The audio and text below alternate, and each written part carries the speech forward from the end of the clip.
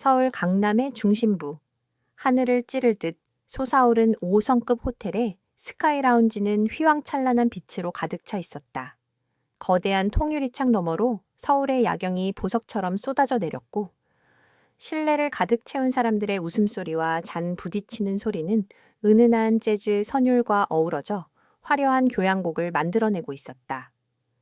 졸업한 지 10년, 강산이 한번 변한다는 세월이 흐른 뒤 열리는 고등학교 동창회 장소로는 과하다 싶을 정도의 사치스러움이었다. 한유진은 입구에서 잠시 망설였다. 이런 자리는 그녀의 성격과 맞지 않았다. 조용하고 드러나기보다는 관찰하는 것을 선호하는 그녀에게 요란한 불빛과 과시적인 대화로 가득한 이 공간은 마치 다른 세상의 이야기 같았다. 몇 번이고 거절했지만 단짝이었던 서연의 간곡한 부탁에 마지못해 발걸음을 옮긴 터였다. 잠깐 얼굴만 비추고 와야지. 유진은 스스로에게 다짐하며 무거운 발걸음을 안으로 옮겼다.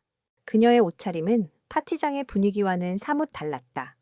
화려한 드레스와 명품 브랜드 로고가 선명한 사람들 사이에서 그녀의 네이비색 실크 블라우스와 잘 재단된 슬랙스는 지나치게 단정하고 소박해 보였다. 하지만 자세히 보면 고급 원단과 몸에 꼭 맞는 섬세한 라인은 아는 사람만 아는 품격을 드러내고 있었다. 그녀는 애써 사람들의 시선을 피하며 창가 구석자리로 향했다. 그때였다.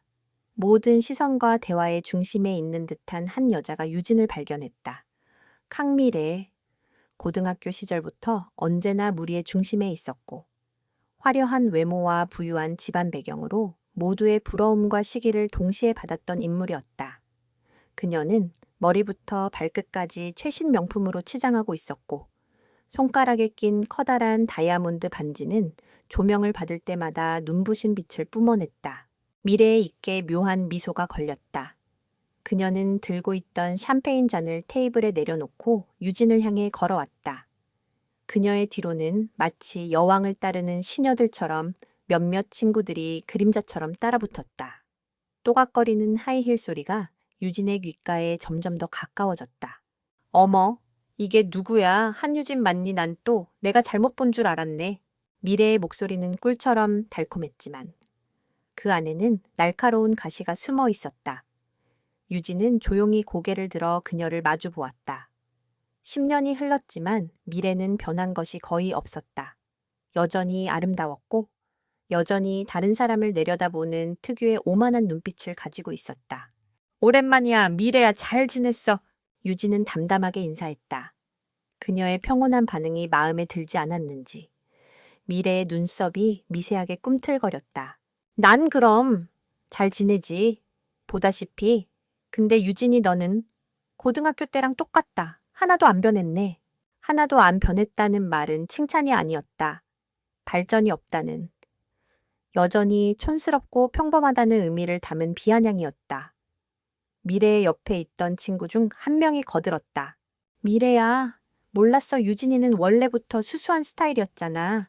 꾸미는 데는 영 소질이 없었지. 그 말에 주변에서 작게 웃음소리가 터져 나왔다. 유진은 애써 태연한 척했지만 손끝이 차가워지는 것을 느꼈다. 과거의 기억이 불쾌하게 떠올랐다. 고등학교 시절. 미래는 항상 이런 식이었다.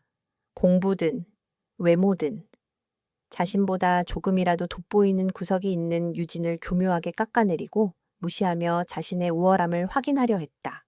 미래는 유진의 위아래를 노골적으로 훑어보았다. 마치 값비싼 상품의 가치를 매기는 듯한 불쾌한 시선이었다.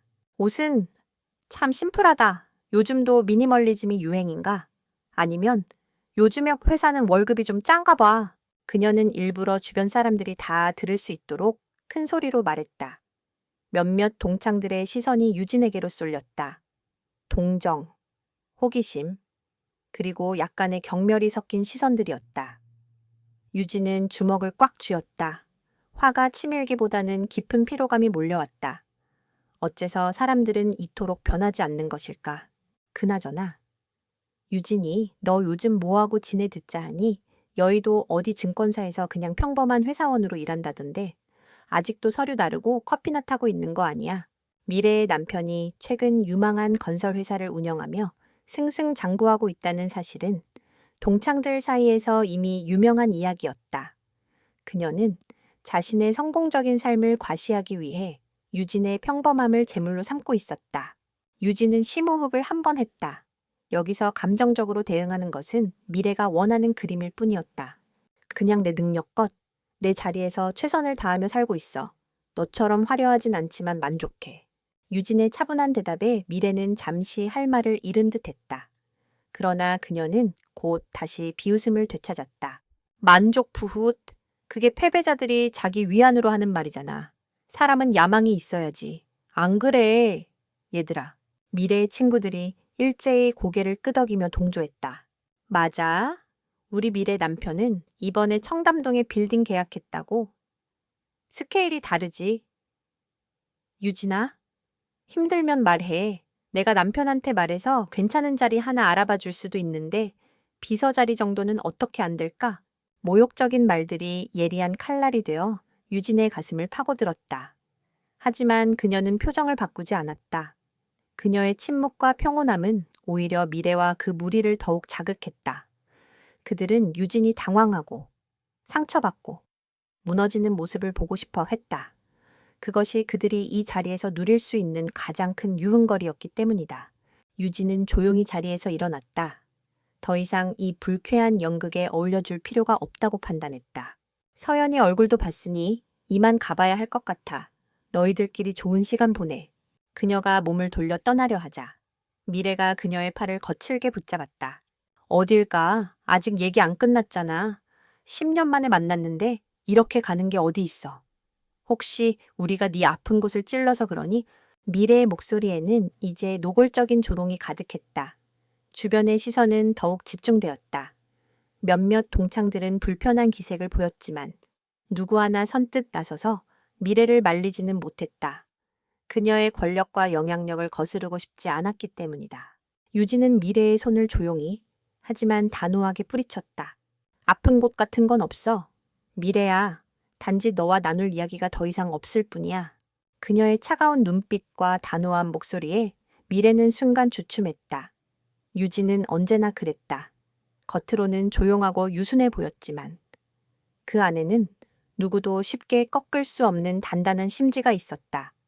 바로 그 점이 미래가 유진을 그토록 싫어하고 질투했던 이유였다. 유진은 더 이상 뒤돌아보지 않고 파티장을 빠져나왔다. 화려한 불빛과 소음이 등 뒤로 멀어지자 그제야 숨통이 트이는 것 같았다. 호텔 로비의 차가운 공기가 불쾌함으로 달아오른 뺨을 식혀주었다. 그녀는 오늘 이곳에 오지 말았어야 했다고. 수백 번 후회했다.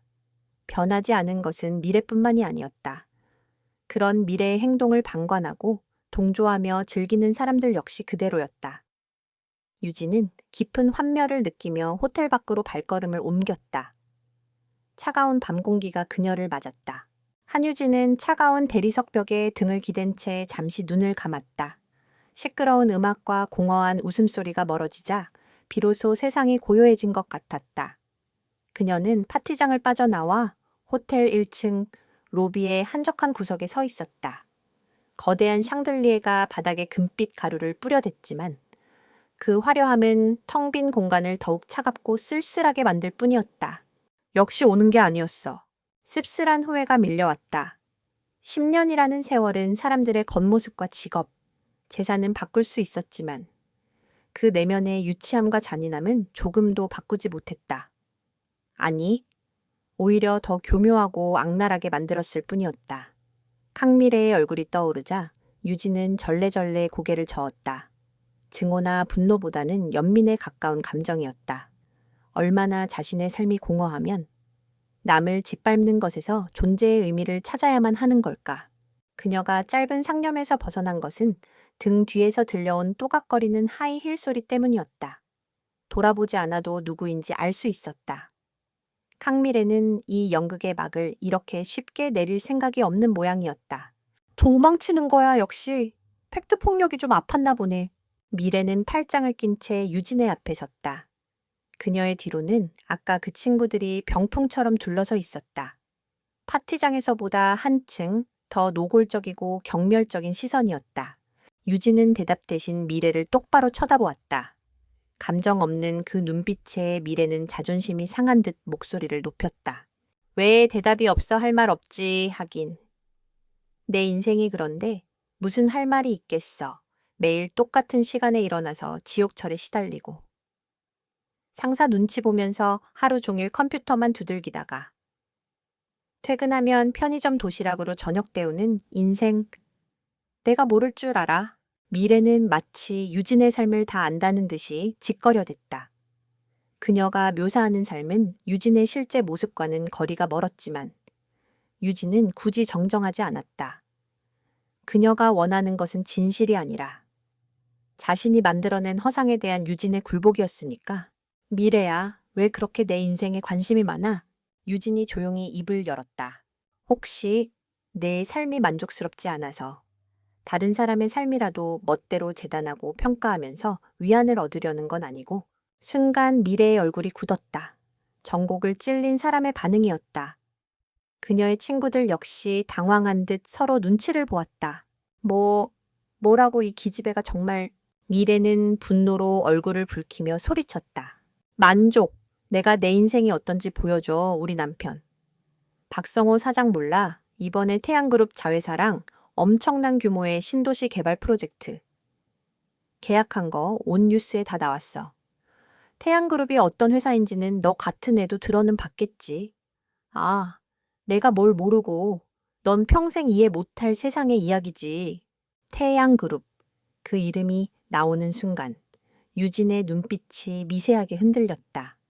그저 개인적인 감정으로 치부했던 이 불쾌한 만남이 갑자기 다른 차원의 문제로 느껴지기 시작했다. 그녀의 머릿속에서 흩어져 있던 정보의 조각들이 순식간에 맞춰지기 시작했다.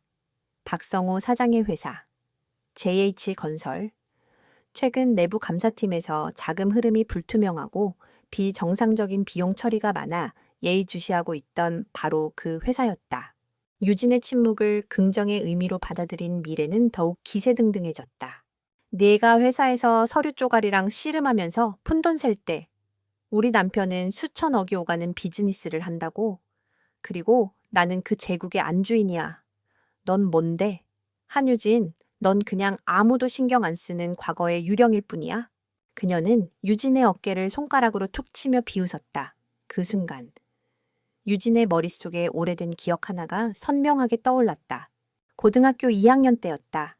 전국 수학 경시대회에서 유진이 대상을, 그리고 모두의 예상을 깨고 만년 2등이었던 미래가 은상을 받았다. 시상식 날 모두가 유진에게 축하를 건넸지만 미래만은 아니었다. 그녀는 며칠 뒤 유진이 시험지를 미리 빼돌렸다는 악의적인 소문을 퍼뜨렸다. 아무도 믿지 않았지만 그 소문은 한동안 유진을 그림자처럼 따라다니며 괴롭혔다. 그때 유진은 깨달았다. 미래는 자신이 가지지 못한 것을 가진 사람을 보면 그것을 빼앗거나 망가뜨려야만 직성이 풀리는 인간이라는 것을. 지금도 똑같았다. 미래는 유진이 가졌다고 생각하는 무언가를 부수고 싶어 했다. 그것이 학창시절의 우월한 성적이든 현재의 초라함 속에서도 잃지 않는 당당함이든. 왜 그렇게 봐? 이제 좀 내 처지가 실감이다. 미래가 유진의 턱을 치켜들며 조롱했다. 유진은 미래의 손을 부드럽지만 단호하게 떼어냈다. 그리고는 희미한 미소를 지었다. 그것은 패배자의 체념도, 비굴한 아첨도 아니었다.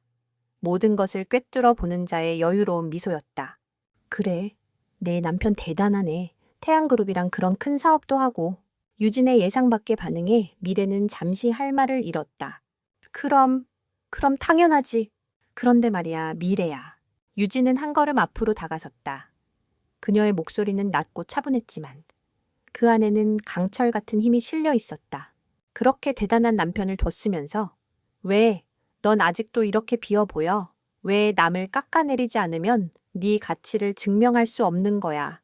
그 화려한 옷이랑 보석 뒤에 숨겨진 내 진짜 모습은 사실 10년 전 교실 구석에서 내 상장을 몰래 찢어버리려던 그 겁 많고 열등감 많은 소녀 그대로 아니니. 니오. 미래는 제대로 된 반박조차 하지 못하고 입술만 파르르 떨었다. 유진의 말은 그 어떤 욕설보다 날카롭게 그녀의 심장을 찔렀다. 그녀가 가장 필사적으로 감추고 싶었던 내면의 진실을. 한유진은 너무나도 정확하게 꿰뚫어 보고 있었다. 분노가 극에 달한 미래는 이성을 잃었다. 그녀는 손을 번쩍 들어 유진의 뺨을 향해 휘둘렀다. 이게 정말 죽고 싶어서? 하지만 그녀의 손은 허공에서 멈춰야 했다. 유진이 가볍게 그녀의 손목을 붙잡았기 때문이었다. 가녀린 몸 어디에서 그런 힘이 나오는지. 미래는 손목을 빼내려 안간힘을 썼지만 꼼짝도 할 수 없었다. 미래야, 폭력은 안 돼. 내 남편의 그 대단한 사업에 문제가 생길 수도 있거든. 유진은 의미심장한 말을 남기며 그녀의 손목을 놓아주었다. 그리고 바로 그때 그녀의 코트 주머니에서 짧은 진동이 울렸다. 유진은 휴대폰을 꺼내 액정을 확인했다. 굳어있던 그녀의 얼굴에 처음으로 부드러운 미소가 번졌다. 아빠 거의 다 왔다. 1층 앞에서 기다릴게. 폭풍 같던 모욕의 시간이 끝나가고 있었다. 그리고 새로운 폭풍이 다가오고 있음을 이 자리에 있는 누구도 알지 못했다. 유진은 휴대폰을 다시 주머니에 넣고 여전히 분을 사귀지 못하고 씩씩거리는 미래를 지나쳐 호텔 정문을 향해 걸어갔다. 그녀의 발걸음은 더 이상 망설임 없이 단호하고 당당했다. 마치 무대 위 주인공의 퇴장처럼. 호텔의 회전문을 통과하자 차가운 밤 공기가 폐부 깊숙이 스며들었다. 한유진은 잠시 멈춰서서 가쁜 숨을 고른 뒤 건물 밖 차량 대기구역으로 걸어갔다.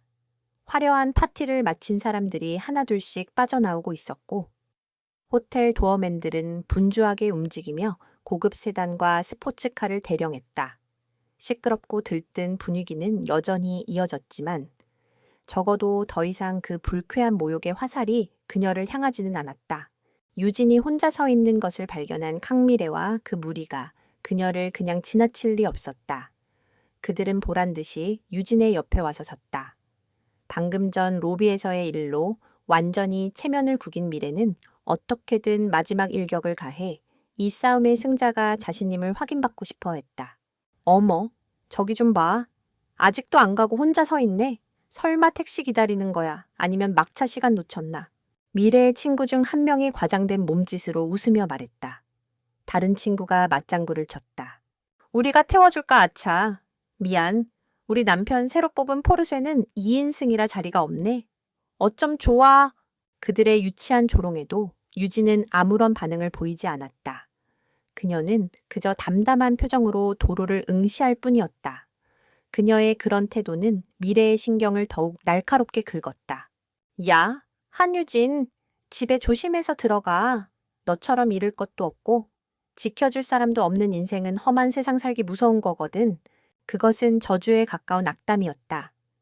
유진은 그 말을 내뱉는 미래의 얼굴을 천천히 돌아보았다. 그녀의 눈에는 증오나 경멸이 아닌 깊은 연민이 담겨 있었다. 바로 그때였다. 불응하는 요란한 엔진음과 함께 날렵한 디자인의 흰색 스포츠카 한 대가 그들 앞에 미끄러지듯 멈춰섰다. 운전석 문이 열리고 값비싼 이탈리아제 수트를 쫙 빼입은 한 남자가 내렸다. 느끼한 잘생김에 오만한 미소를 머금은 남자. 바로 강미래의 남편 박성호였다. 자기야, 재밌게 놀았어. 성호는 차에 기댄 채 거만하게 아내를 맞았다. 그는 아내의 친구들에게 가볍게 눈인사를 건넸지만 그 옆에 서 있는 유진에게는 눈길조차 주지 않았다. 그의 세상에서 유진처럼 평범한 여자는 존재하지 않는 배경과도 같았다. 미래는 기다렸다는 듯이 남편의 팔에 매달렸다.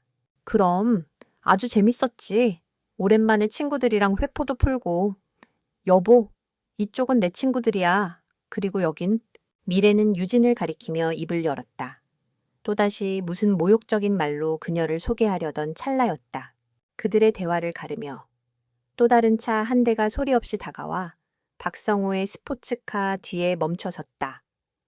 요란한 스포츠카와는 정반대로 그 차는 칠흑 같은 검은색의 대형 세단이었다.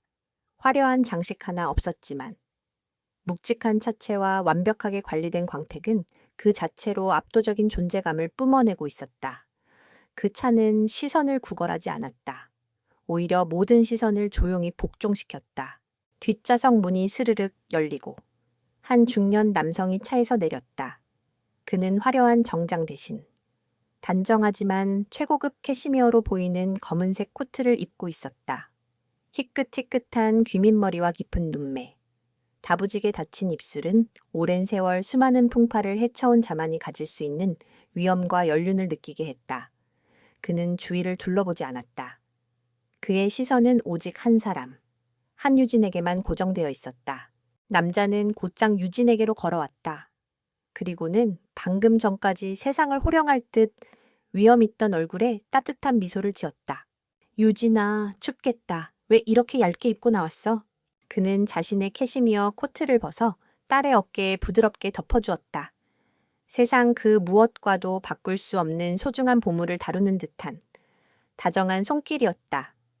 유진은 그제야 긴장이 풀리는 듯 희미하게 웃으며 대답했다. 괜찮아요, 아빠. 금방 오셨네요.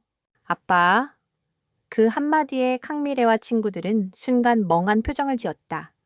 저 초라한 계집애에 아버지 운전기사나 나이 많은 친척이겠거니 했던 그들의 예상이 빗나가는 순간이었다. 미래는 실소를 터뜨리며 남편에게 속삭였다. 자기야, 저 꼴 좀 봐. 아빠가 데리러 왔대. 무슨 초등학생도 아니고? 하지만 박성호는 아무런 대답이 없었다. 그는 아까부터 그 자리에 얼어붙은 듯 서 있었다. 그의 얼굴에서는 오만한 미소가 사라진 지 오래였다. 대신 창백하게 질린 얼굴 위로 식은땀이 흐르고 있었다. 그의 눈은 공포와 경외심으로 가득 찬 채 유진의 아버지에게 고정되어 있었다. 그는 저 얼굴을 알고 있었다. 신문 경제면 한 면에서, 저녁 뉴스에서, 그리고 평생 단 한 번, 숨도 제대로 쉴 수 없었던 어느 중요한 비즈니스 미팅 자리에서 멀리서 뵌 적이 있었다.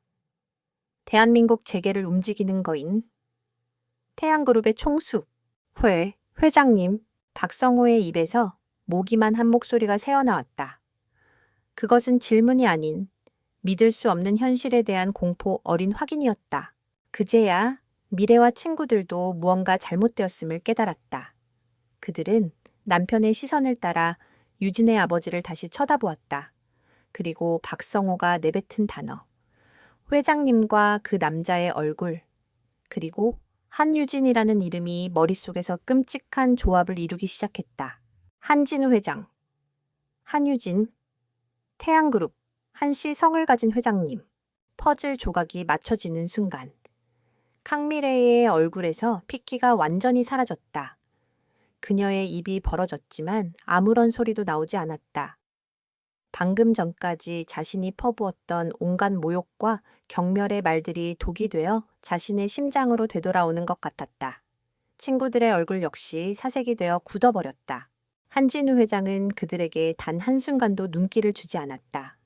그는 세상에 오직 딸과 자신, 둘만 존재하는 것처럼 행동했다. 집에 가자. 그는 유진을 위해 직접 차 문을 열어주었다. 유진은 차에 오르기 전 마지막으로 캉미레를 돌아보았다. 그 눈빛에는 어떤 감정도 담겨 있지 않았다. 그것이 캉미레를 더욱 절망스럽게 만들었다. 차라리 경멸이나 조롱이었다면 나았을 것이다. 완벽한 무관심. 그것은 그녀의 존재 자체가 지워졌음을 의미했다. 묵직한 차 문이 닫히는 소리와 함께 검은 세단은 미끄러지듯 조용히 밤속으로 사라졌다. 그 자리에는 부서진 침묵만이 남았다. 요란했던 스포츠카의 엔진 소리만이 어색하게 공기를 갈랐다. 캉미레는 천천히 고개를 돌려 남편을 보았다. 설명을 요구하고 싶었지만 남편의 눈에서 그녀가 평생 본 적 없는 깊은 공포를 발견하는 순간 그녀는 아무 말도 할 수 없었다. 자신들이 건드린 것이 무엇인지, 그리고 앞으로 어떤 일이 닥칠지 예감하며 온몸이 얼어붙는 것 같았다. 칠흑 같은 세단의 내부는 외부의 소음을 완벽하게 차단하고 있었다. 부드러운 가죽 시트가 몸을 감쌌고 은은한 조명 아래 공기는 고요하고 평온했다. 방금 전까지 겪었던 소란과 모욕이 마치 다른 세상의 일처럼 아득하게 느껴졌다. 창밖으로 서울의 화려한 야경이 쏜살같이 스쳐 지나갔다. 저마다의 욕망으로 반짝이는 저 불빛들 속에서 자신은 아주 작은 점에 불과하다는 사실이 오늘따라 위안이 되었다. 괜찮으냐? 침묵을 깬 것은 한진우 회장의 낮고 부드러운 목소리였다. 그는 딸의 어깨를 덮어준 자신의 코트를 여며주며 걱정스러운 눈으로 유진을 바라보았다. 그의 눈에는 대한민국 재계를 호령하는 냉철한 승부사의 모습은 없었다. 오직 딸을 아끼고 사랑하는 아버지의 모습만이 존재했다. 괜찮아요. 아빠, 조금 불쾌했을 뿐이에요. 유진은 애써 미소를 지어 보였다. 그런 자리는 왜 나간겠냐. 네가 그런 곳을 좋아하지 않는다는 걸 잘 아는데 오랜 친구의 부탁을 거절하기가 어려웠어요. 그리고 가끔은 이렇게 다른 세상 사람들은 어떻게 사나 구경하는 것도 나쁘지 않아요. 제가 살고 있는 세상이 얼마나 조용하고 평화로운지 깨닫게 되니까요. 유진의 어른스러운 대답에 한 회장은 작게 한숨을 내쉬었다. 네가 원해서 너의 신분을 숨기고 평범한 직원처럼 일하게 해줬지만 아비로서 늘 마음이 쓰이는구나. 세상에는 이유 없이 남을 해치고 짓밟으려는 자들이 너무나 많다.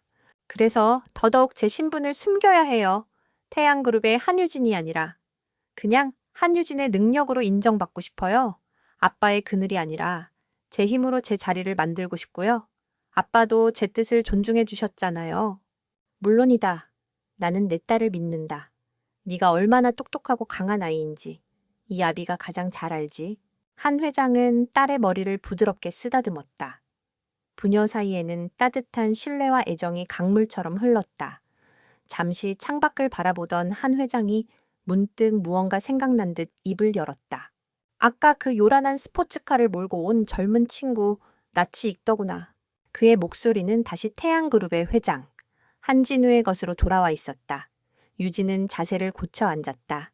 이제부터는 개인적인 대화가 아니었다. 박성호 JH건설 대표예요. 아까 제게 모욕을 주던 강미래라는 동창의 남편이고요.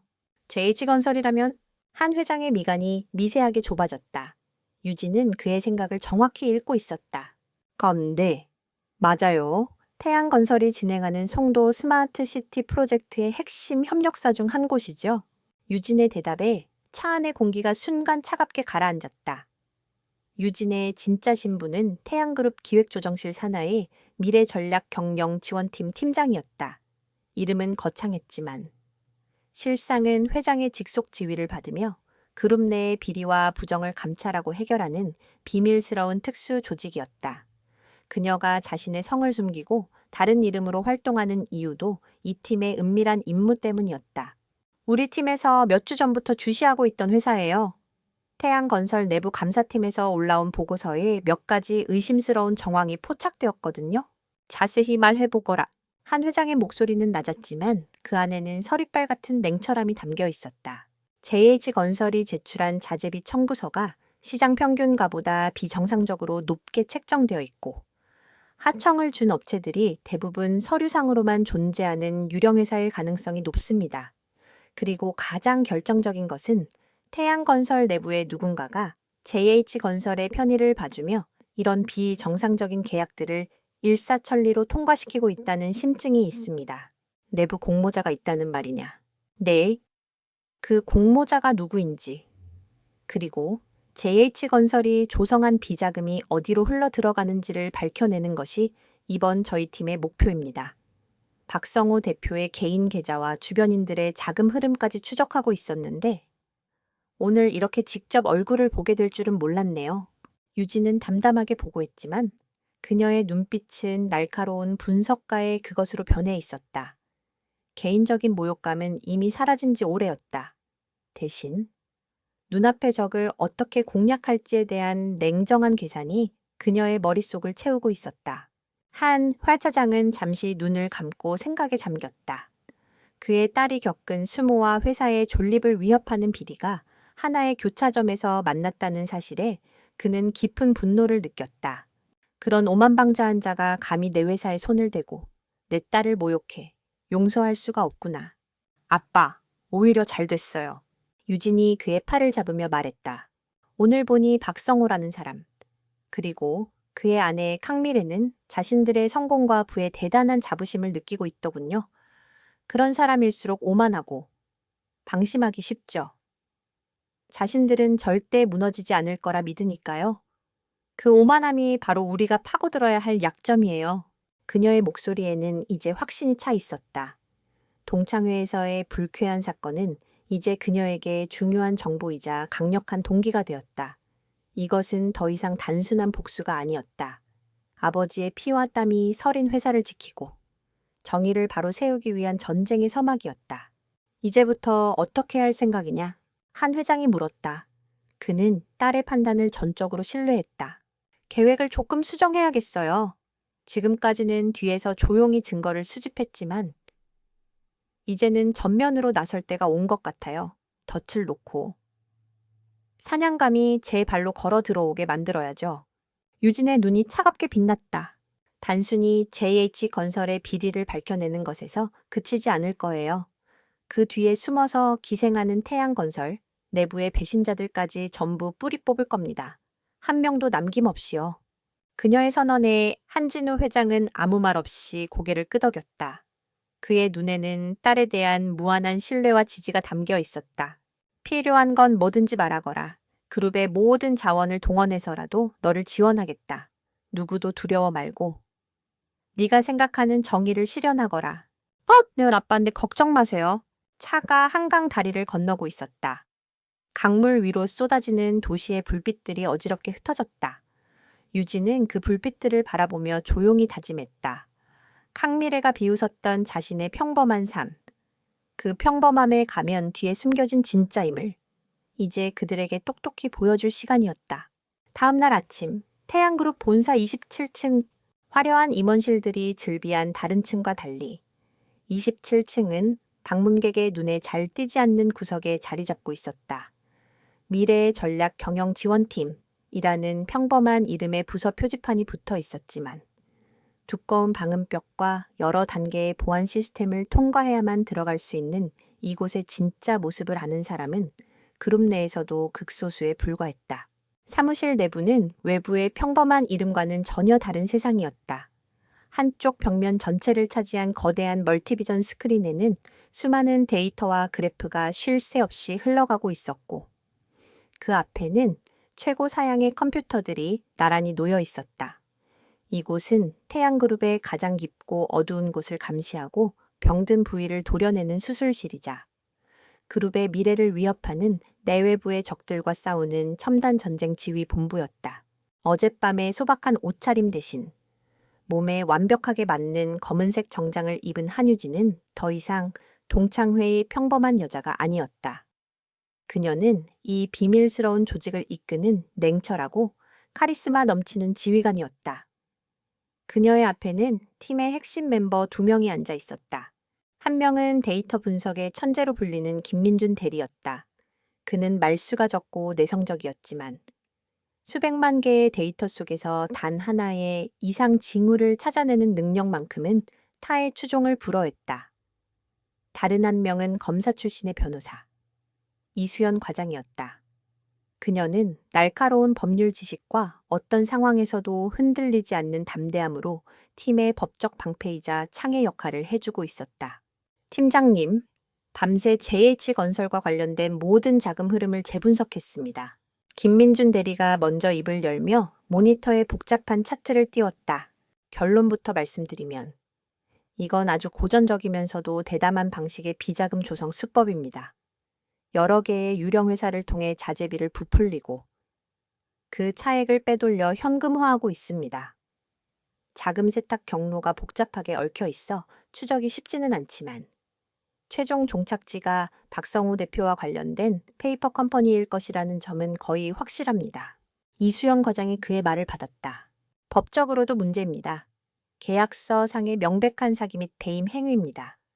증거만 확보된다면 박성호 대표를 구속하는 것은 시간 문제입니다. 하지만 문제는 우리 내부의 공모자겠죠?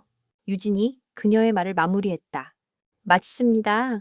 이렇게 대담한 사기 행각이 몇 년 동안이나 발각되지 않았다는 것은 태양건설 내부의 단순한 조력자가 아니라 꽤 높은 직급의 인물이 깊숙이 연루되어 있다는 뜻입니다. 꼬리만 자르고 끝낼 문제가 아닙니다. 유진은 자리에서 일어나 거대한 스크린 앞으로 걸어갔다. 그녀는 스크린에 떠있는 복잡한 자금 흐름도를 한참 동안 응시했다. 마치 수많은 별들의 움직임 속에서 숨겨진 패턴을 읽어내는 천문학자 같았다.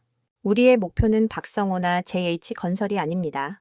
유진의 목소리가 조용한 사무실에 울려 퍼졌다. 그들은 우리 몸에 달라붙어 피를 빨아먹는 거머리에 불과합니다. 진짜 문제는 그 거머리가 달라붙을 수 있도록 상처를 내주고 영양분을 공급하는 숙주입니다. 우리 목표는 태양건설 내부에 암처럼 퍼져 있는 그 암세포를 완전히 도려내는 것입니다. 그녀는 스크린의 한 지점을 손가락으로 가리켰다. 김 대리님, 이 세 번째 유령회사 알파 무역 좀 보세요. 다른 유령회사들은 자금을 여러 단계에 걸쳐 세탁하는데 유독 이 회사만 JH건설에서 돈을 받자마자 거의 즉시 제3의 계좌로 송금하고 있습니다. 마치 누군가에게 정기적으로 상납금을 바치는 것처럼요. 그녀의 지적에 김민준 대리의 눈이 커졌다. 정말이네요. 팀장님, 제가 놓친 부분이었습니다. 이 송금 패턴은 매달 말일, 거의 일정한 금액으로 이루어지고 있습니다. 이건 뇌물일 가능성이 높죠? 유진은 확신에 찬 목소리로 말했다. 그녀의 머릿속에서는 이미 전체적인 그림이 그려지고 있었다. 박성호는 단독 범인이 아니었다. 그는 태양건설 내부의 누군가와 결탁하여 회사의 돈을 빼돌리고 그 대가로 정기적으로 뇌물을 상납하고 있었던 것이다. 이수연 과장님, 지난 2년간 태양건설과 JH건설이 체결한 모든 계약의 최종 결제 라인을 다시 한번 검토해 주세요. 특히 프로젝트의 타당성 평가나 비용 심사 과정에서 이례적으로 절차가 간소화되거나 특정 인물의 압력으로 통과된 정황이 있는지 집중적으로 봐주세요.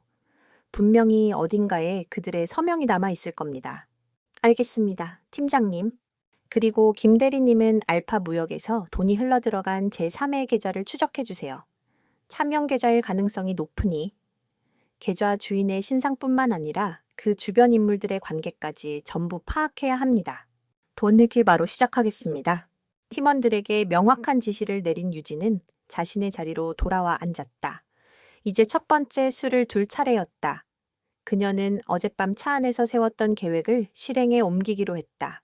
이제부터 우리는 뱀을 잡기 위해 굴을 흔들어 볼 겁니다. 유진은 팀원들을 보며 말했다. 박성호 대표는 어제 제가 본 바로는 대단히 오만하고 자신감에 차 있는 인물입니다. 그는 자신의 계획이 완벽하다고 믿고 있겠죠. 우리는 그 자신감을 역이용할 겁니다. 아주 사소하고 일상적인 압박을 통해 그를 불안하게 만들고 그가 스스로 흔적을 지우기 위해 움직이다가 실수를 저지르도록 유도할 겁니다. 그녀는 직접 공식 요청서 문안을 작성하기 시작했다. 내용은 지극히 사무적이었다. 송도 스마트시티 프로젝트 2단계 공사에 사용된 철근 및 시멘트 원자재 조달 관련 원본 영수증 및 물류 이동 증빙, 서류 일체 제출 요청. 이수연 과장이 문안을 보며 고개를 갸웃했다. 팀장님, 이런 자료는 이미 전산상으로 다 제출된 것들입니다. 굳이 원본을 요구하는 이유가 있으신가요? 물론이죠. 유진이 미소를 지으며 대답했다. 전산 자료는 얼마든지 조작이 가능하니까요.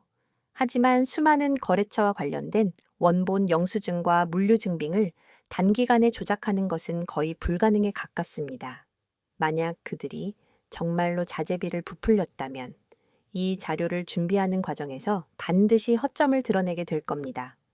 그리고 이 요청은 박성호와 내부 공모자에게 보내는 우리의 첫 번째 경고 메시지가 될 겁니다.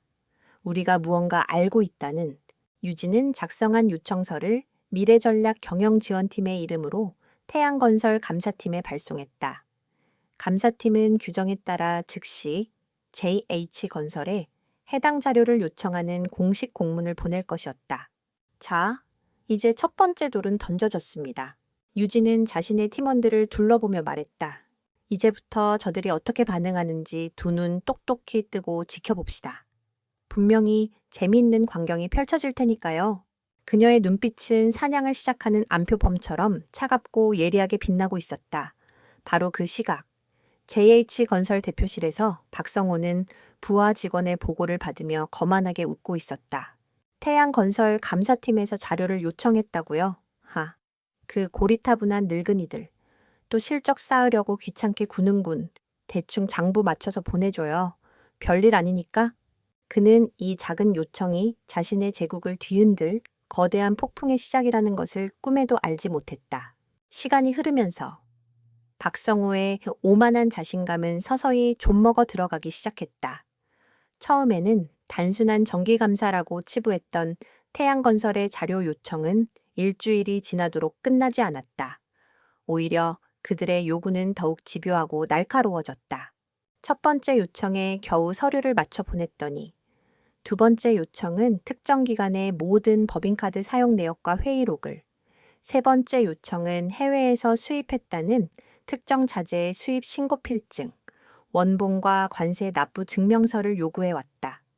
요청은 모두 미래전략경영지원팀이라는 생소한 부서의 이름으로 왔다. 마치 보이지 않는 손이 JH건설의 회계장부를 한 페이지씩 넘겨보며 급소를 정확히 찔러오는 듯한 불길한 느낌이었다. 박성호의 넓은 대표실에는 연일 고성이 오갔다. 아직도 그걸 못 찾았어. 없으면 만들라고 했잖아. 세상에 안 되는 게 어디 있어. 돈이면 다 되지. 그는 경리부장을 향해 서류 뭉치를 집어던지며 소리쳤다. 처음의 여유는 온데간데 없고 초조함과 불안감에 날카로워진 신경만이 남아있었다. 장부를 조작하고 가짜 서류를 만드는 것은 그에게 익숙한 일이었지만 이번처럼 과거의 모든 흔적을 완벽하게 재구성해야 하는 작업은 차원이 달랐다. 만들면 만들수록 어딘가에서 허점이 드러났다. 결국 그는 최후의 수단을 쓸 수밖에 없었다. 태양건설의 내부 공모자, 최진석 전무에게 비밀리에 연락을 취했다. 그들은 평소처럼 고급 룸살롱이 아닌 한적한 외곽의 낚시터에서 접선했다. 전무님, 대체 어떻게 되어가는 겁니까? 이 감사. 대체 언제 끝나는 겁니까? 박성호가 다급하게 묻자 최 전무는 낚싯대를 응시하며 낮은 목소리로 대답했다. 박 사장, 이건 단순한 감사가 아니야. 최 전무의 목소리에는 평소와 다른 무거운 긴장감이 서려 있었다. 내가 알아봤는데 미래전략경영지원팀은 회장 직속 라인이야. 그룹의 칼자루라고 불리는 곳이지. 그들이 직접 나섰다는 건 우리 쪽 무언가 냄새를 맡았다는 뜻이야. 자네, 혹시 뭐 실수한 거 있나? 최 전무의 의심, 어린 눈초리에 박성호는 애써 태연한 척했다. 실수라니요. 당치도 않습니다. 늘 하던 대로 완벽하게 처리했습니다. 그럼 왜 그들이 우리를 타겟으로 삼았겠나 자네. 혹시 최근에 누구 눈밖에 날 만한 짓이라도 한 거 아니야. 그 순간 박성호의 머릿속에 동창회의 기억이 섬광처럼 스쳐 지나갔다. 한유진, 그리고 그녀의 아버지 한진호 회장. 설마 그 일 때문에 그는 미친 생각이라며 고개를 저었다. 태양그룹의 회장이 고작달이 동창회에서 모욕당했다는 이유로 회사 하나를 통째로 날려버리려 한다고 말도 안 되는 일이었다. 아닙니다. 절대 그런 일 없습니다. 그의 부인에도 불구하고 최 전무의 의심은 가시지 않았다. 일단 몸을 사리게 당분간은 그쪽에서 요구하는 자료, 최대한 늦게, 그리고 최대한 불성실하게 제출해. 시간을 벌면서 놈들이 뭘 어디까지 아는지 파악해야 해. 괜히 섣불리 움직이다가는 다 같이 죽는 수가 있어. 최 전무는 겁에 질려 있었다. 박성호는 그런 그의 모습에 더욱 불안해졌지만 한편으로는 분노가 치밀었다. 돈을 받을 때는 간이라도 빼줄 것처럼 굴더니 이제 와서 발을 빼려는 속셈이 빤히 보였다. 회사의 압박은 고스란히 가정으로 이어졌다. 박성호가 파김치가 되어 늦은 밤 저택으로 돌아왔을 때 거실에서 그를 기다리고 있던 것은 아내 강미래였다. 그녀 역시 며칠 사이 헬쑥해져 있었다. 여보, 어떻게 됐어 그 여자? 한유진 말이야. 정말 한진우 회장 딸 맞아 알아봤어.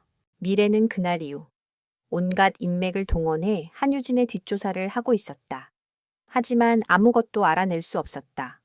그녀는 철저하게 베일에 쌓인 인물이었다. 그리고 그녀가 접촉했던 동창들, 특히 그녀의 편을 들어주던 친구들은 하나같이 그녀의 전화를 피하기 시작했다. 그녀는 서서히 고립되고 있었다. 이미 회사 일로 머리가 터질 것 같았던 박성호는 아내의 목소리에 신경질적으로 소리쳤다. 그 여자 얘기 좀 그만해. 당신의 그 잘난 동창회 때문에 지금 내가 어떤 꼴인지 알아? 괜히 그 여자를 건드려서 이 사단을 만들어. 뭐 내 탓이라고. 미래는 남편의 적반하장에 충격을 받은 듯 되물었다. 그럼 당신 탓이지 누구 탓이야. 당신만 아니었어도. 당신만 그 여자 앞에서 그따위로 잘난 척만 안 했어도 아무 일 없었어. 당신의 그 가짜는 허영심이 모든 걸 망쳤다고. 박성호는 결혼하고 처음으로 아내에게 폭언을 퍼부었다. 돈과 성공이라는 단단한 기반 위에 서 있다고 믿었던 그들의 완벽한 결혼 생활에 처음으로 균열이 가는 순간이었다. 미래는 남편의 비난에 아무런 대꾸도 하지 못하고 눈물만 뚝뚝 흘렸다. 그녀의 세상이, 그녀가 그토록 자랑스러워했던 모든 것이 무너져 내리는 소리가 들리는 듯했다. 며칠 뒤 아내와의 싸움과 초의 전무의 경고로 극도의 스트레스에 시달리던 박성호는 결국 돌이킬 수 없는 실수를 저지르고 만다. 태양그룹 측에서 또다시 자료 요청이 왔다. 이번에는 알파 무역을 포함한 몇몇 유령 회사들과의 거래 증빙, 원본 전체였다. 알파 무역은 초의 전무에게 뇌물을 상납하던 핵심 통로였다. 박성호는 이것이 마지막 경고라는 것을 직감했다. 그는 이성을 잃고 격리부장을 호출했다. 당장 알파 무역 관련 서류 전부 새로 만들어 작년 날짜로 해서 완벽하게 세금 계산서, 계약서. 전부 다 오늘 밤까지 끝내. 하지만 사장님, 알파 무역은 지난달에 이미 폐업 처리된 회사입니다. 지금 날짜로 세금 계산서를 새로 발행하면 국세청 전산망에 바로 걸립니다. 이건 너무 위험합니다. 시끄러워. 내가 책임질 테니 시키는 대로 해. 어떻게든 꾸며내 죽은 회사 영수증이라도 만들어내라고. 옙시야 익보 실바다고 단학하소. 절박함에 눈이 먼 그는 부하 직원의 만류를 무시하고 무리한 지시를 내렸다. 그는 자신의 이 결정이 유진이 쳐놓은 덫으로 스스로 걸어 들어가는 행위라는 것을 전혀 알지 못했다. 그리고 바로 그 시각, 태양그룹 27층 미래전략경영지원팀 사무실 김민준 대리가 다급한 목소리로 유진을 불렀다. 팀장님, 드디어 걸렸습니다. 그의 모니터에는 JH건설이 방금 제출한 자료가 떠 있었다. 박성호가 블루오션 무역이라는 유령 회사를 통해 가짜 세금 계산서를 만들었습니다. 하지만 이 회사는 지난달 국세청에서 공식적으로 폐업 처리된 곳입니다. 죽은 회사의 영수증을 만든 겁니다. 김 대리의 보고를 들은 유진의 입가에 차가운 미소가 번졌다. 모든 것이 그녀의 시나리오대로 움직이고 있었다. 오만한 사냥감은 스스로 함정 속으로 뛰어들었다. 뱀이 드디어 굴 밖으로 나왔군요. 유진은 자리에서 일어나 팀원들을 둘러보았다. 이제 다음 단계 준비하세요. 본격적인 사냥을 시작할 시간입니다. 박성호가 던진 죽은 회사의 영수증이라는 미끼를 덥석 문 순간 한유진의 팀은 분주하게 움직이기 시작했다. 사무실의 분위기는 그 어느 때보다 팽팽한 긴장감과 짜릿한 흥분으로 가득 찼다. 결정적인 증거는 확보했다. 하지만 유진은 여기서 멈출 생각이 없었다. 쥐 한 마리를 잡는 것에 만족할 수 없었다. 쥐구멍 속에 숨어있는 모든 쥐를 한꺼번에 소탕할 계획이었다. 그녀는 거대한 화이트보드 앞에 서서 복잡한 관계도를 그려나갔다. 중앙에는 JH건설과 박성호, 그리고 그 주변으로 거미줄처럼 얽힌 유령 회사들의 이름이 적혔다. 그리고 태양건설을 상징하는 커다란 네모박스 안에는 물음표와 함께 유력한 용의자, 최진석 전무의 이름이 쓰여 있었다. 박성호가 제출한 가짜 세금 계산서는 그를 법정에 세울 확실한 증거입니다. 유진이 팀원들을 향해 돌아보며 말했다. 그녀의 목소리는 차분했지만 강한 힘이 실려 있었다. 하지만 이걸 지금 터뜨리면 박성호는 어떻게든 혼자 죄를 뒤집어쓰고 꼬리 자르기를 시도할 겁니다. 최진석 전무는 결정적인 증거가 없는 한 모든 것을 박성호의 단독 범행으로 몰아가며 빠져나가려 하겠죠. 우리는 그들이 서로를 배신할 기회조차 주지 말아야 합니다. 한 배를 탄 운명 공동체라는 것을 스스로 증명하게 만들어야 해요. 이수연 과장이 물었다. 팀장님, 구체적인 계획이 있으신 겁니까? 물론입니다. 유진의 입가에 자신감 넘치는 미소가 떠올랐다. 그녀는 3단계로 이루어진 치밀한 계획을 설명하기 시작했다. 1단계는 안심시키기입니다. 우리는 최진석 전무에게 내부 감사가 곧 종결될 것이며 JH건설에서 몇 가지 사소한 회계 처리상의 오류만 발견했다는 정보를 의도적으로 흘릴 겁니다. 겁에 질린 쥐를 안심시켜 굴 밖으로 나오게 만드는 거죠. 2단계는 유혹하기입니다. 그녀는 화이트보드에 글로벌 테크 허브 프로젝트라는 새로운 키워드를 적었다.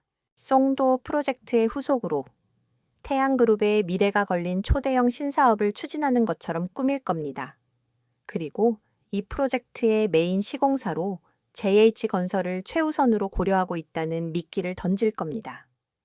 물론 파트너십 체결 전 마지막 종합 재무심사를 통과해야 한다는 조건을 달아서요. 방금 감사에서 살아남았다고 믿는 그들은 눈앞에 나타난 거대한 먹잇감을 보고 이성을 잃고 달려들게 될 겁니다. 마지막으로 유진은 덫이라고 적었다. 3단계, 바로 덫입니다. 우리가 말하는 종합재무심사는 단순한 서류 검토가 아닙니다. 그룹의 핵심 임원들이 모두 모인 공식적인 이사회 석상에서 박성호와 최진석 전무가 직접 지난 송도 프로젝트의 성과와 재무 건전성을 발표하고 증명해야 하는 자리입니다. 그리고 우리 미래전략경영지원팀은 이 신규 프로젝트의 전략 고문 자격으로 그 자리에 참석할 거고요. 김민준 대리가 감탄하며 말했다. 자신들의 무덤을 스스로 파게 만드는 계획이군요. 맞습니다.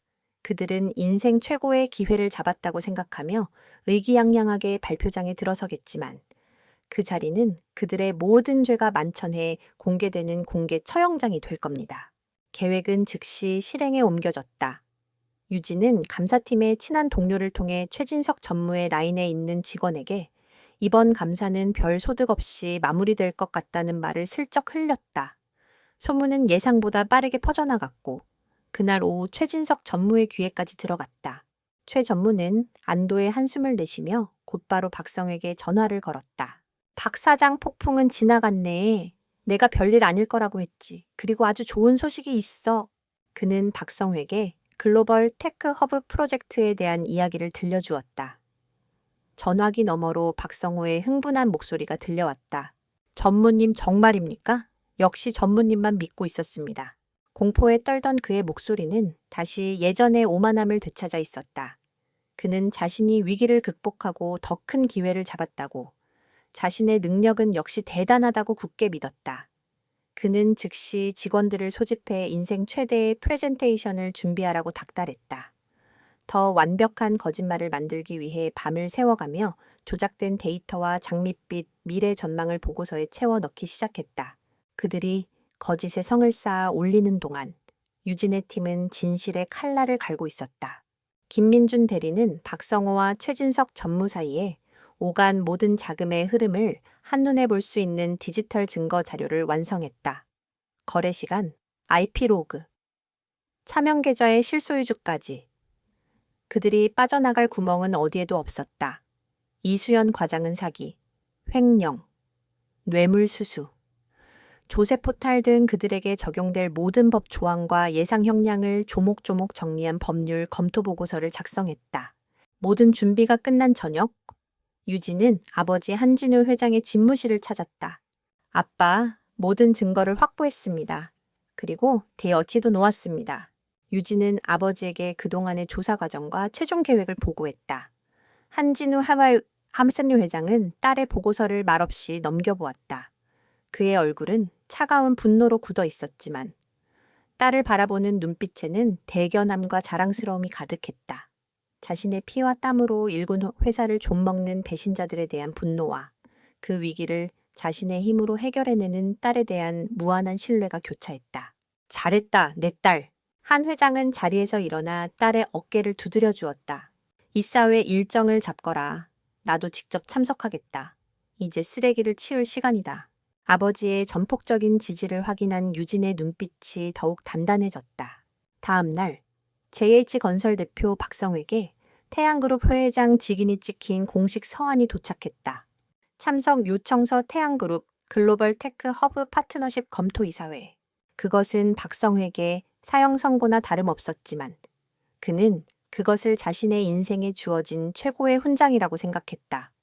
그는 서한을 들고 의기양양하게 아내에게 달려갔다.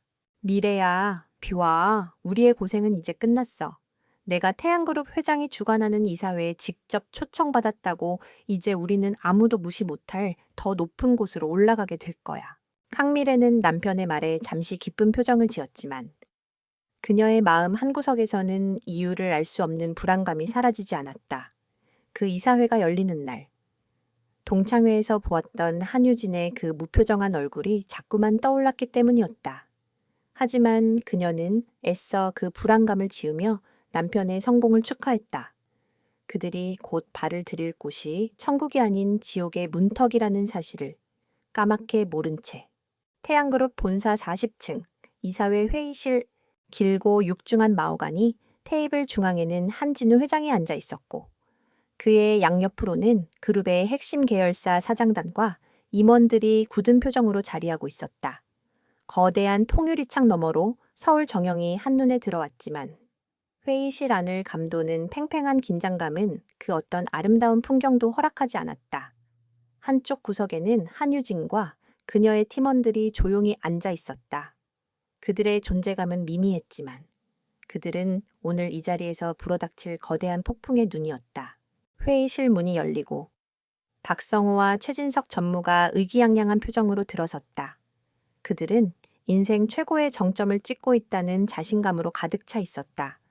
박성호는 최고급 맞춤 정장을 입고 있었고 손에는 프레젠테이션 자료를 들고 있었다. 그는 임원들에게 가볍게 목례를 하며 최 전무와 함께 지정된 자리에 앉았다. 그는 이 자리가 자신을 위한 축제의 장이라고 굳게 믿고 있었다. 같은 시각, 이사회실 옆 VIP 라운지에서는 강미래가 샴페인 잔을 들고 초조하게 남편을 기다리고 있었다. 박성호는 자신의 위대한 성공의 순간을 아내에게 꼭 보여주고 싶다며 그녀를 이곳으로 불렀다.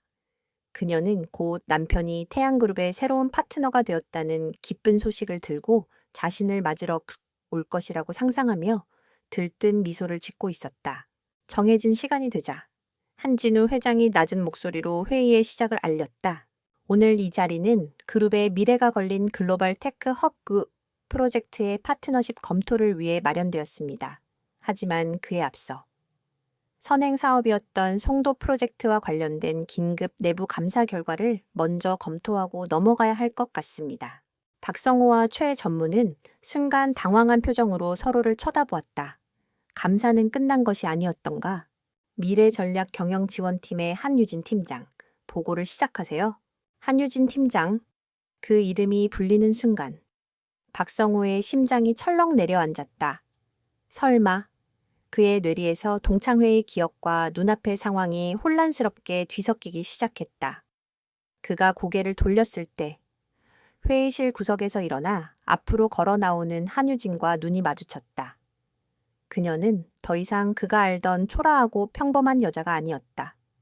냉철한 지성과 서늘한 카리스마를 내뿜는 이 거대한 제국의 심장부를 움직이는 핵심 인물의 모습이었다. 유진은 준비된 자리로 걸어 나와 임원들을 향해 고개를 숙였다. 그리고 그녀의 프레젠테이션이 시작되었다.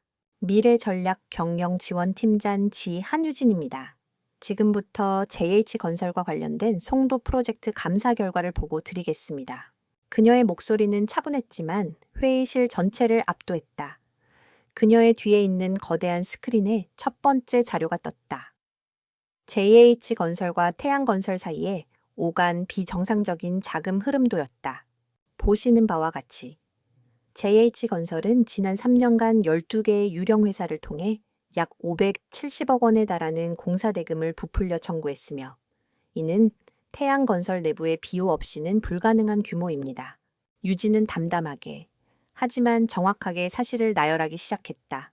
스크린에는 부풀려진 세금 계산서, 유령 회사들의 사업자 등록증, 자금이 세탁되는 과정이 하나씩 증거 자료로 제시되었다. 회의실의 공기는 급속도로 차가워졌다. 임원들의 표정은 경악으로 물들었다. 박성호의 얼굴은 하얗게 질려갔다. 그는 자리에서 벌떡 일어나 소리쳤다. 개어진 말 저건 전부 조작된 겁니다. 우리 봐나. 우리 회사는 단 한 번도 불법적인 일을 한 적이 없습니다. 하지만 그의 항변은 공허한 외침에 불과했다. 유진은 그의 반응을 예상했다는 듯 다음 자료를 띄웠다. 조작이라고 하셨습니까? 박성호 대표. 스크린에 김민준 대리가 분석한 디지털 포렌식 자료가 나타났다. JH건설이 제출한 조작된 서류들의 생성 기록, 수정 시간, 심지어 작업에 사용된 컴퓨터의 IP 주소까지 적나라하게 드러났다. 그럼 이 증거는 어떻게 설명하시겠습니까? 그리고 마침내 유진은 결정적인 한 방을 날렸다. 스크린에 블루오션 무역의 이름으로 발행된 가짜 세금 계산서와 바로 옆에는 국세청에서 발급한 블루오션 무역계 공식 폐업 증명서가 나란히 떴다. 박성호 대표. 이미 한 달 전에 폐업해서 사라진 회사로부터 어떻게 세금 계산서를 발급받으셨는지 이 자리에서 직접 설명해 주시겠습니까? 순간 회의실에는 무거운 침묵이 흘렀다. 박성호는 아무런 대답도 하지 못했다. 그의 입술이 파르르 떨렸고 이마에서는 식은땀이 비 오듯 흘러내렸다. 그의 오만한 제국이 무너져 내리는 순간이었다. 유진은 무너진 박성호에게서 시선을 거두고 이번에는 최진석 전무를 향해 몸을 돌렸다. 그리고 이 모든 범죄의 대가로 박성호 대표는 태양건설 내부의 공모자에게 정기적으로 뇌물을 상납해 왔습니다. 스크린이 다시 바뀌었다. K맨 제도에 있는 한 비밀 계좌의 거래 내역이었다. 이 계좌의 실소유주가 누구인지 저희가 국제사법공조를 통해 확인했습니다. 최진석 전무님, 혹시 하실 말씀 있으십니까? 최진석 전무는 그대로 의자에 주저앉고 말았다. 그의 얼굴은 잿빛으로 변해 있었다. 모든 것이 끝났다는 절망이 그의 전신을 덮쳤다. 그제야 한진우 회장이 입을 열었다. 그의 목소리는 분노로 가득 차 있었지만 이상할 정도로 차분했다. 보안팀, 들어오게. 저 두 사람을 별실로 데려가. 검찰에는 이미 연락해 두었으니 곧 도착할 걸세. 회장님, 한 번만 기회를 주십시오. 제가 다 설명하겠습니다. 이건 모함입니다.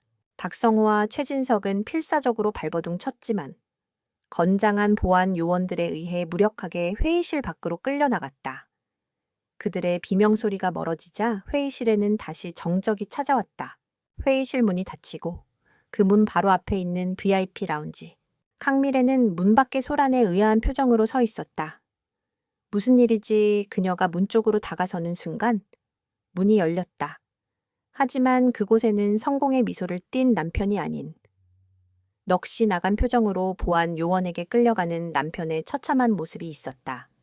그리고 그 뒤로 보이는 모든 것을 잃은 표정의 최진석 전무. 미래는 자신의 눈을 의심했다.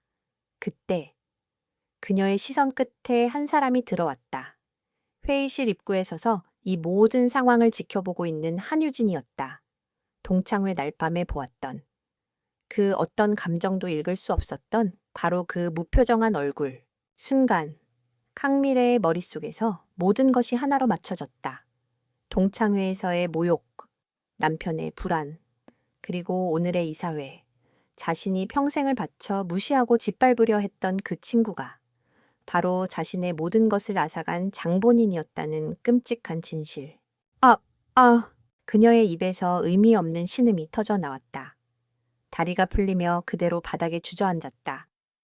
그녀가 그토록 자랑스러워했던 화려한 성이 한 줌의 모래처럼 허무하게 무너져 내리고 있었다.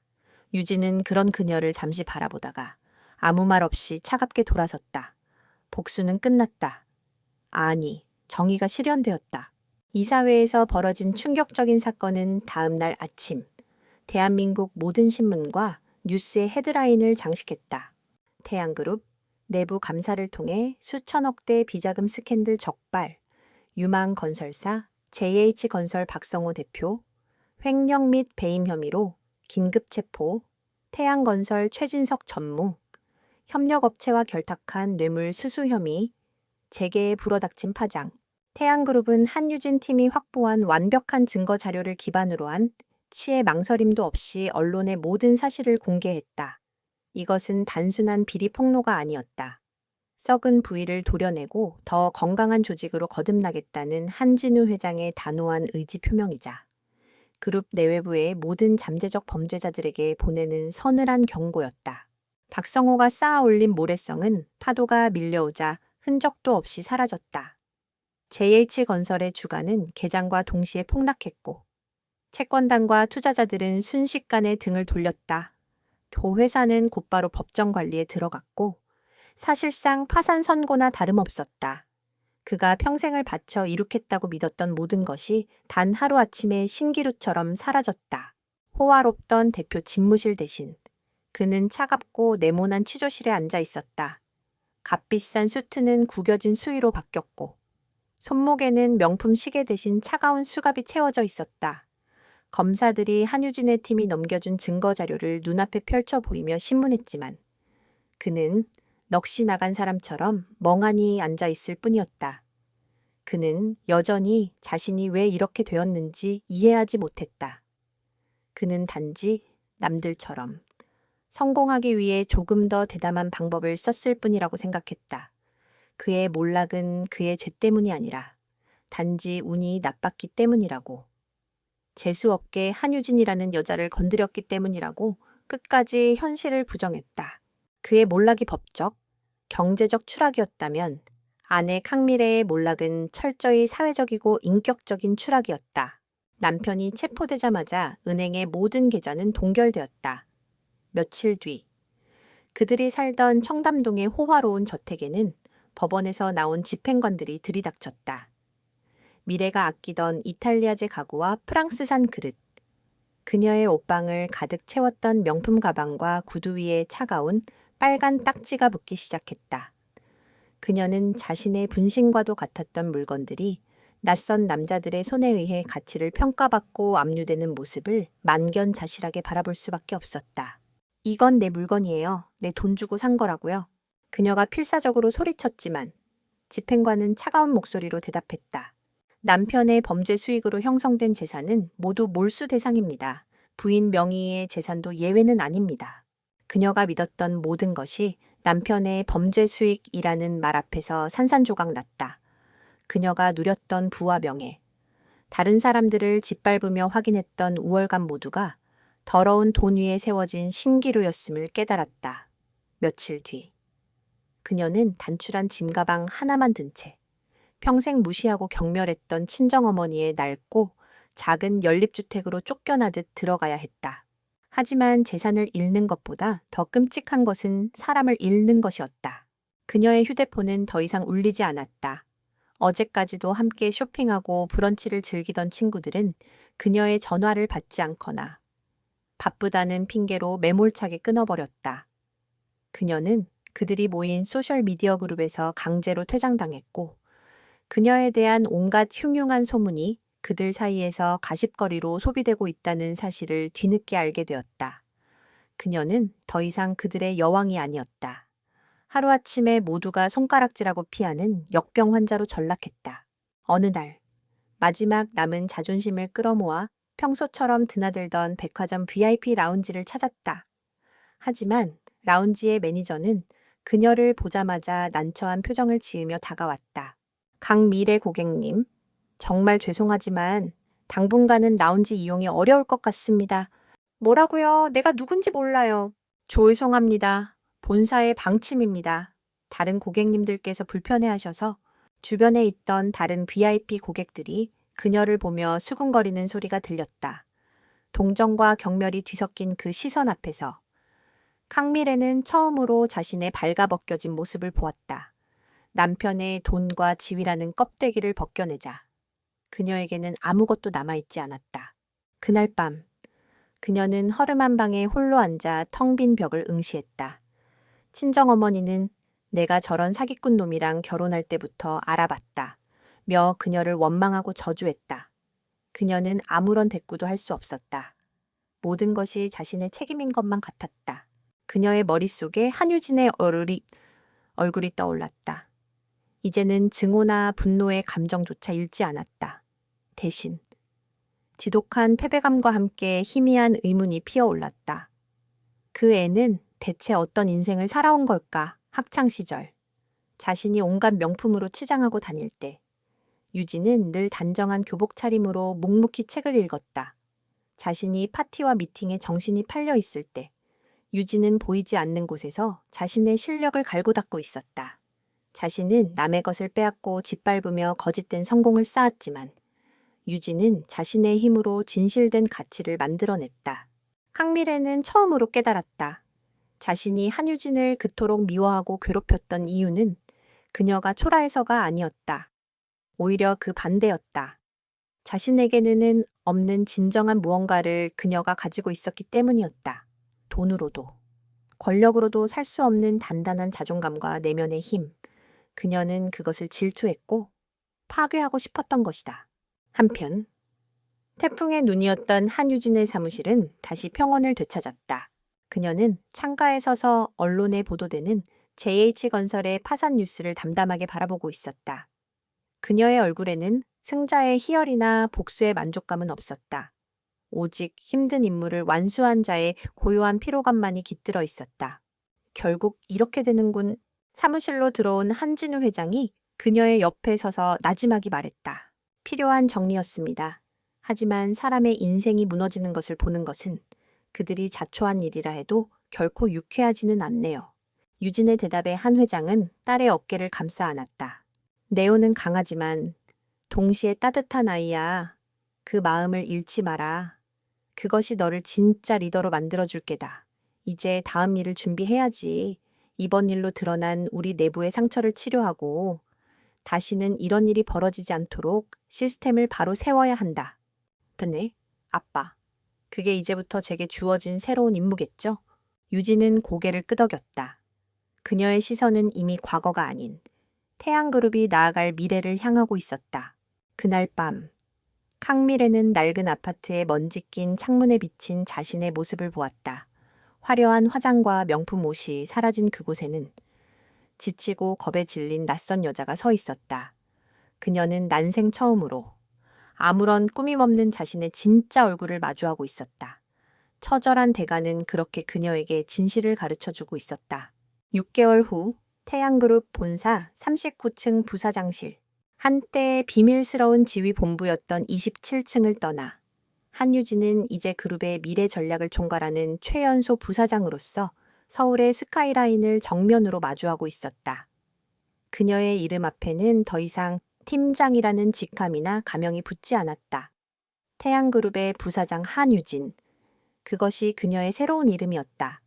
그녀가 한진우 회장의 딸이라는 사실은 이제 공공연한 비밀이었지만 더 이상 아무도 그것을 문제 삼지 않았다.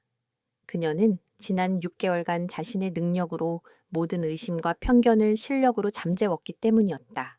JH건설 스캔들 이후 유진은 그룹의 감사 시스템을 전면적으로 개혁하는 태스크포스의 총책임자를 맡았다. 그녀는 밤낮을 가리지 않고 일하며 비리가 발생할 수 있는 모든 허점을 찾아내고 그것을 원천적으로 차단할 수 있는 투명하고 강력한 내부 통제 시스템을 구축했다. 처음에는 그녀를 그저 효삼을 회장 딸이라며 무시하거나 경계하던 임원들도 그녀의 날카로운 통찰력과 지치지 않는 열정, 그리고 누구에게나 공평하고 원칙을 중시하는 태도 앞에서 점차 고개를 숙이기 시작했다. 그녀는 더 이상 아버지의 그늘에 가려진 존재가 아니었다. 스스로 빛을 내는 항성이 되어 그룹의 미래를 밝히고 있었다. 부사장님, 이상으로 신규 감사 시스템 도입에 관한 보고를 마치겠습니다. 전략기획실의 한 직원이 보고를 마치자 회의에 참석한 임원들의 얼굴에는 만족스러운 표정이 떠올랐다. 유진은 조용히 고개를 끄덕이며 말했다. 수고 많으셨습니다. 시스템을 만드는 것보다 중요한 것은 그것을 운영하는 사람들의 의지입니다. 앞으로도 원칙과 상식이 통하는 회사를 만들기 위해 다 함께 노력해 주시길 바랍니다. 회의가 끝나고 모두가 떠난 뒤 유진은 홀로 남아 거대한 창밖으로 펼쳐진 도시를 바라보았다. 6개월 전 동창회에 가던 날 밤과는 모든 것이 달라져 있었다. 그녀는 그날의 사건들을 조용히 복기해 보았다. 강미래의 모욕, 박성호의 오만함, 그리고 그 모든 것을 바로잡기 위해 벌였던 치열했던 싸움. 그것은 과연 복수였을까? 유진은 스스로에게 물었다. 아니었다. 만약 강미래가 그저 자신을 모욕하는 것에서 그쳤다면 그녀는 그날 밤의 불쾌한 기억을 잊고 다시 일상으로 돌아갔을 것이다. 하지만 그들의 죄는 개인적인 모욕을 넘어 아버지가 평생을 바쳐 일군 회사와 그곳에서 땀 흘려 일하는 수많은 사람들의 삶을 위협하는 수준에 이르렀다. 그녀는 복수를 한 것이 아니었다. 단지 의사로서 환자의 몸에 생긴 암세포를 도려냈을 뿐이었다. 정의를 바로 세우는 것. 그것이 그녀의 임무이자 책임이었다. 이제 그녀는 더 이상 자신의 신분을 숨길 필요가 없었다. 그녀는 태양그룹을 이끌어갈 능력을 스스로 증명했고, 한진우의 딸이라는 이름과 전략가 한유진이라는 이름 사이에서 완벽한 균형을 찾았다. 그녀는 두 개의 정체성 모두를 끌어안고 더 높은 곳을 향해 나아갈 준비가 되어 있었다. 어느 주말 오후, 유진은 복잡한 머리를 식히기 위해 삼청동의 한적한 갤러리를 찾았다. 그림을 감상하고 나온 뒤 근처의 작은 북카페에 들러 따뜻한 차를 한 잔 주문했다. 창가 자리에 앉아 책을 읽으려던 그녀의 시선이 문득 한 곳에 멈췄다. 카운터에서 조용히 손님을 맞고 커피를 내리고 테이블을 정리하는 한 여자가 있었다. 화려했던 명품 옷 대신 수수한 유니폼을 입고 짙은 화장기 대신 피곤함이 깃든 맨 얼굴을 한 여자, 강미래였다. 순간 두 사람의 시선이 허공에서 마주쳤다. 강미래의 눈이 경악과 수치심으로 크게 흔들렸다. 그녀는 자신도 모르게 고개를 숙이며 시선을 피했다. 그녀의 어깨는 잘게 떨리고 있었다. 과거에 오만하고 당당했던 여왕의 모습은 어디에도 없었다. 그저 자신의 삶의 무게를 힘겹게 짊어지고 있는 평범한 한 사람만이 서 있을 뿐이었다. 유진은 잠시 그녀를 바라보았다. 어떤 말도, 어떤 표정도 짓지 않았다. 그녀는 조용히 자리에서 일어나 계산대에 찻값을 내려놓고 카페를 나섰다. 카페 문을 나서기 전 그녀는 마지막으로 강미래를 돌아보았다. 그리고는 아주 작게, 거의 눈에 띄지 않을 정도로 고개를 한번 끄덕여 보였다. 그것은 용서의 제스처가 아니었다. 그렇다고 동정이나 연민도 아니었다. 그것은 그저 너의 몫의 죗값은 너 스스로 치르고 있구나. 이제 우리의 악연은 끝났다는 무언의 확인이자 선언이었다. 유진이 사라진 뒤 강미래는 천천히 고개를 들었다. 그녀는 유진의 그 마지막 눈빛의 의미를 어렴풋이 알 것 같았다. 그 순간 그녀의 뺨 위로 뜨거운 눈물 한 줄기가 흘러내렸다. 그것은 억울함의 눈물도 분노의 눈물도 아니었다. 지독하게 아팠던 과거의 자신과 비로소 작별하는 후회와 참회의 눈물이었다. 카페를 나선 유진은 삼청동의 고즈넉한 돌담길을 따라 천천히 걸었다. 시원한 가을바람이 그녀의 머리카락을 부드럽게 스치고 지나갔다. 주머니 속에 휴대폰이 작게 울렸다. 아버지에게서 온 문자였다. 딸, 저녁 먹으러 집에 오너라. 네가 좋아하는 갈비찜 해놓았다. 유진의 입가에 따뜻한 미소가 번졌다. 그녀는 짧게 답장을 보냈다. 네, 아빠, 지금 가요. 그녀는 고개를 들어 파랗고 높은 가을 하늘을 올려다보았다. 길고 길었던 폭풍이 지나가고 마침내 눈부신 새벽이 밝아오고 있었다. 그녀의 진짜 인생은 이제부터 시작이었다.